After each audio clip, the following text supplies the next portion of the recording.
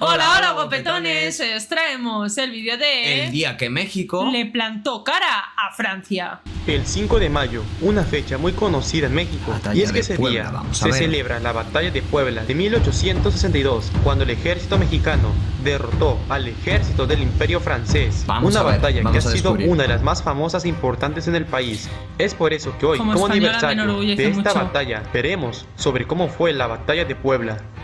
Antes de empezar, te invito a que te suscribas al canal y dejes tu like para más videos. Ahora, sin nada más que decir, empecemos. Vamos a ver. La razón por la que Francia y México entraron en guerra fue debido a que México mantenía unas deudas con 3 países europeos, España, Inglaterra y Francia. Y es que México apenas iba saliendo de una sangrienta guerra civil, la Guerra de Reforma, que duró 3 años, donde se enfrentaron los partidos liberales contra los conservadores, pero donde terminaron ganando los del Partido Liberal, asumiendo el poder el presidente Benito Juárez.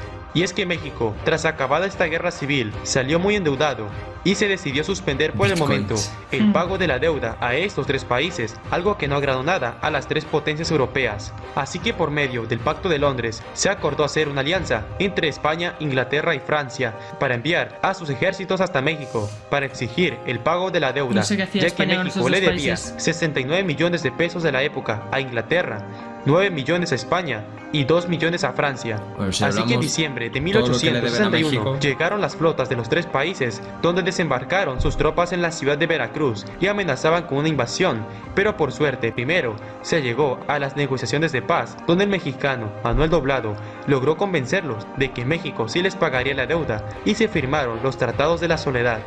A pesar de que se logró convencer a España y a Inglaterra de que se retiraran de México, no se pudo con Francia, pues estos no solo venían a cobrar una simple deuda, que era de solo 2 millones de pesos. El emperador del Segundo Imperio francés, Napoleón III, tenía ya sus propios planes de invasión. Pretendía establecer un imperio, o mejor dicho, un protectorado francés en México, ya que lo que buscaba Francia era expandir sus dominios en todo el mundo. Recordemos que estamos en 1862, una época donde el expansionismo colonial por las potencias europeas estaba muy presente.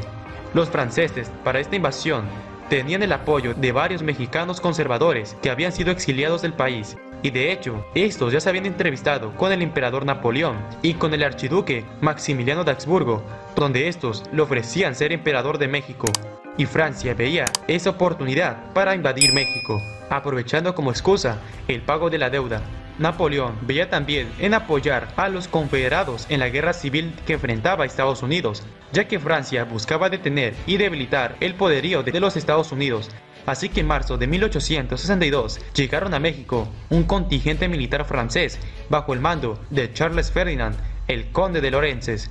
Tras esta provocación de guerra, los españoles y los británicos rompieron la alianza con Francia.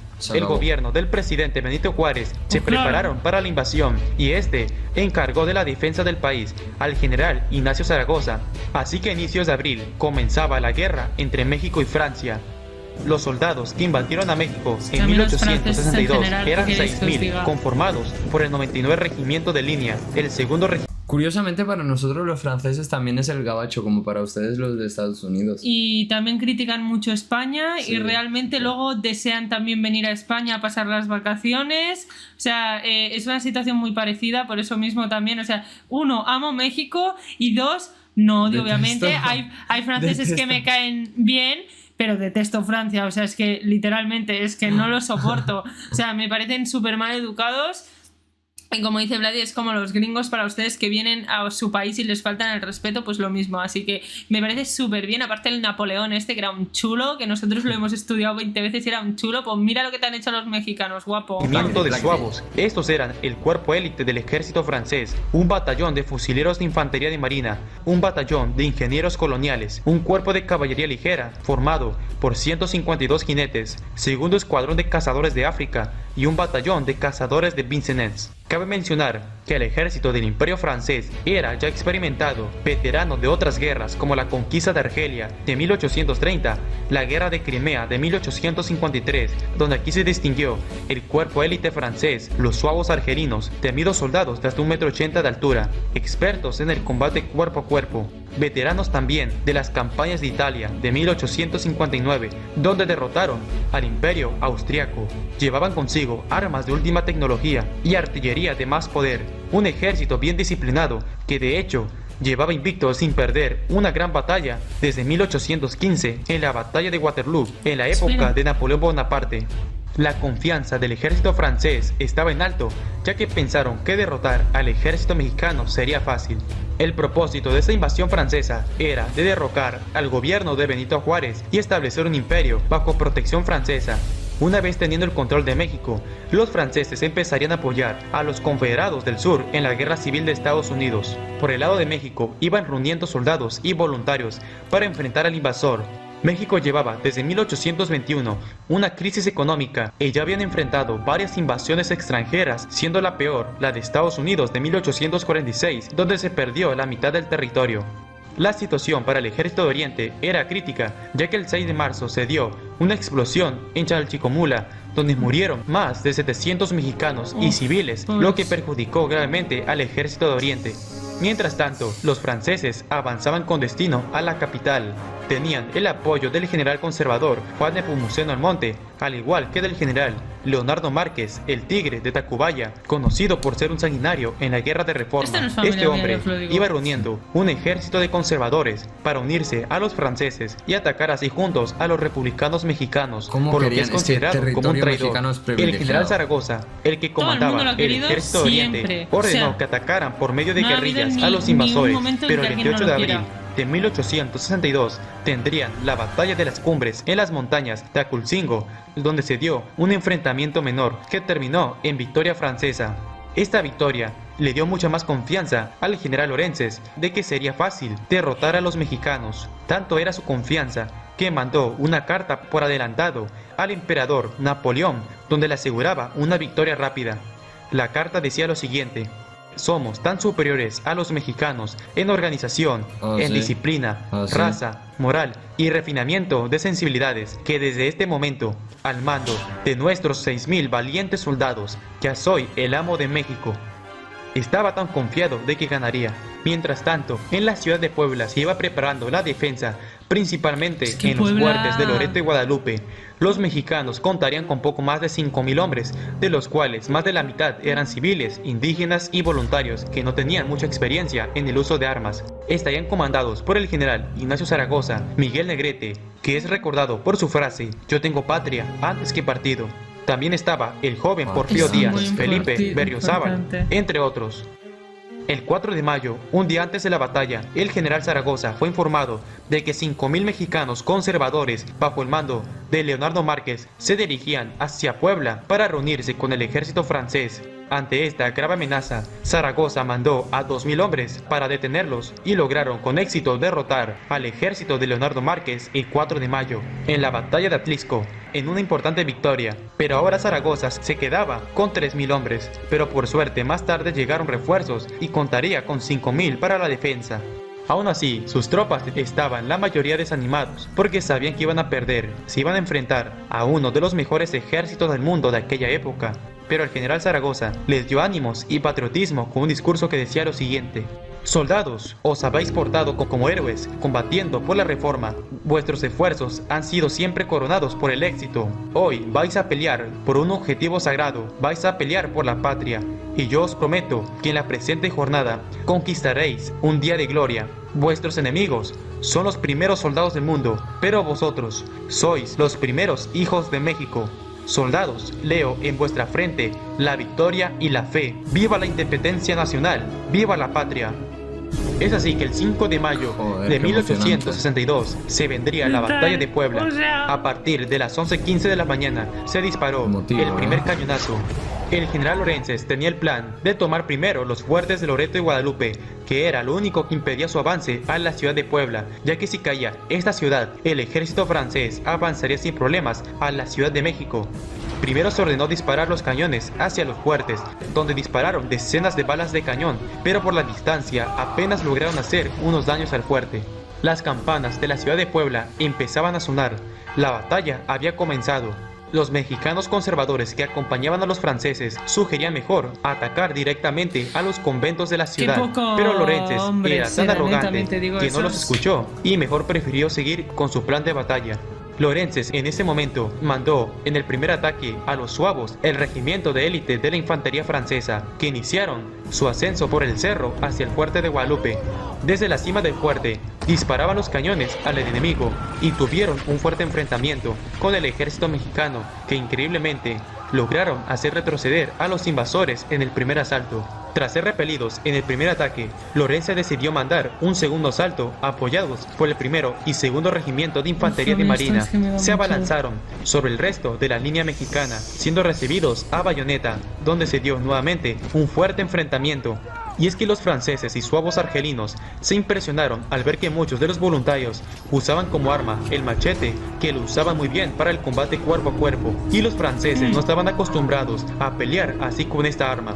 Después de un duro enfrentamiento, los mexicanos lograron repeler el segundo asalto.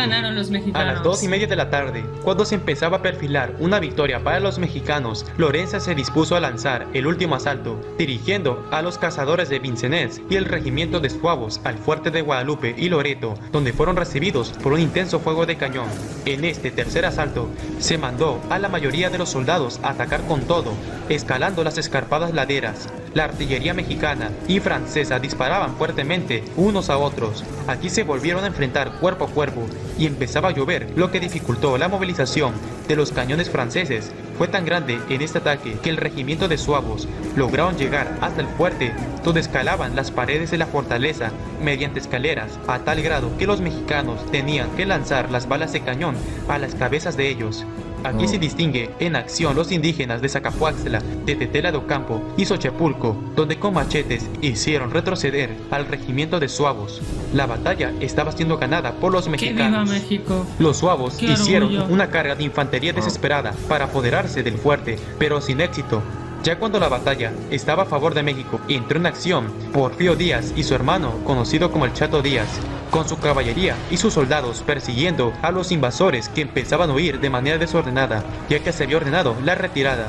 Porfirio Díaz acabó con varios de ellos, y los franceses se empezaron a retirar del campo de batalla. La Claro, batalla por miedo. había sido ganada por el ejército Ya está. mexicano.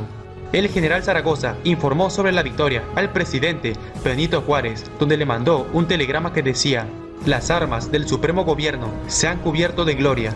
Las bajas del bando francés fueron de alrededor de 600 muertos, informaba el general Zaragoza. Los mexicanos habían sufrido más de 200 entre muertos y heridos.